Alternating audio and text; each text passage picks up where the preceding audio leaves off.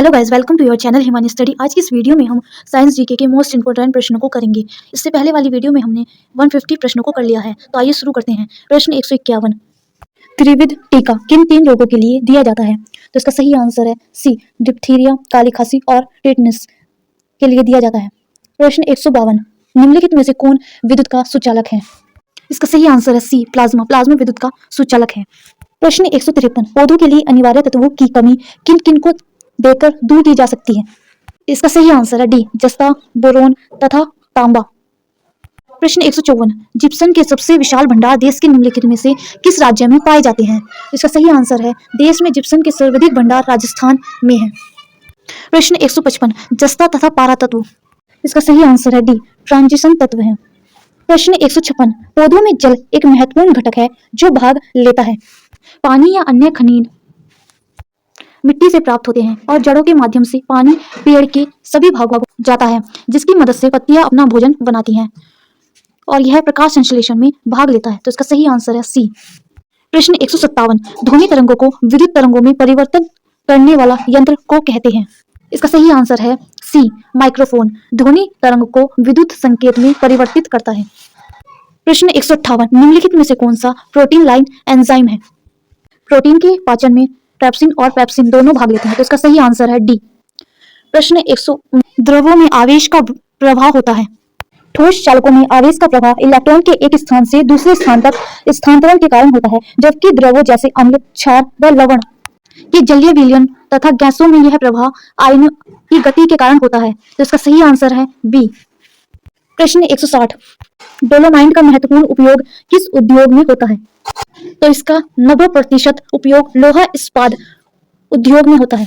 इसका सही आंसर है बी, इस्पात तथा संबंधित उद्योग में। प्रश्न 161, वह गैस कौन सी है जो अक्रिय होते हुए भी स्थायी नहीं है? एक निष्क्रिय गैस ऐसी होती है जिसमें अन्य पदार्थों के साथ बहुत कम प्रतिक्रिया करती है। तो इसका सही आंसर है बी, रेडॉन। प्रश्न 162, कोशिका में माइटोकॉन्ड्रिया पाए जाते हैं। माइटोकॉन्ड्रिया किसी भी कोशिका के अंदर पाया जाता है। इसका मुख्य काम कोशिका के हर हिस्से में ऊर्जा पहुंचाना है। तो इसका सही आंसर है सी, कोशिका द्रव्य में।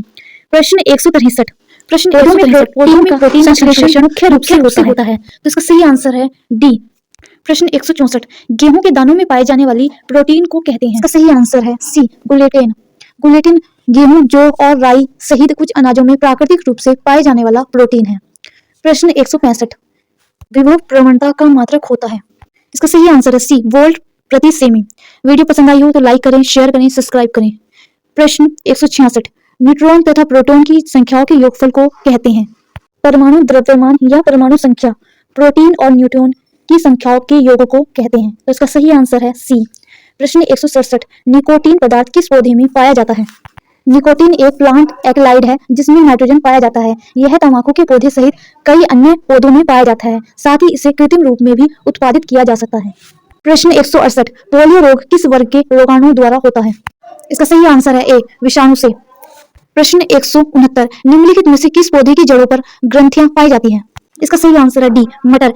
मटर की जड़ें मूसलाधार एवं एक विशेष ग्रंथि के साथ होती हैं जो नवजन स्थायीकरण का कार्य करती हैं। मटर का तना खोखला, पतला एवं रसीला होता है। प्रश्न 170, कार्बोहाइड्रेट का निर्माण होता है। कार्बोहाइड्रेट का निर्माण कार्बन, हाइड्रोजन और ऑक्सीजन से मिलकर बनता है। इसका सही आंसर है डी। प्रश्न 171, टाइफाइड तथा पेचिस रोग फैलते हैं? इसका सही आंसर है बी, जल प्रदूषण से। प्रश्न 172, निम्नलिखित में से कौन सा C4 पौधा है? मक्का, गन्ना, ज्वार, अनानास, सोयाबीन और मक्का सभी C4 पौधों के उदाहरण हैं। इसका सही आंसर है सी, मक्का। प्रश्न 173, समुद्री घोड़ा है? इसका सही आंसर है बी, एक मछली। समुद्री घोड़ा एक मछली है। प्रश्न 174, प्राचीन चट्टानों पर अंकित होने वाले पौधों के अभिचिह्न को कहते हैं?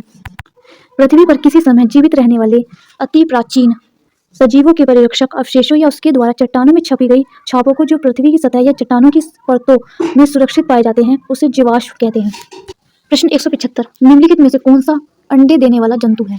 अधिकांश मछलियां, उभयचर, सरीसृप तथा डायनासोर ये सभी अंडे देते हैं। तो इसका सही आंसर है डी, डकवील। प्रश्न 176, परा यूरेनियम तत्व होते हैं? तो परा यूरेनियम तत्व वे रासायनिक तत्व हैं जिनका परमाणु भार 92 से अधिक होता है।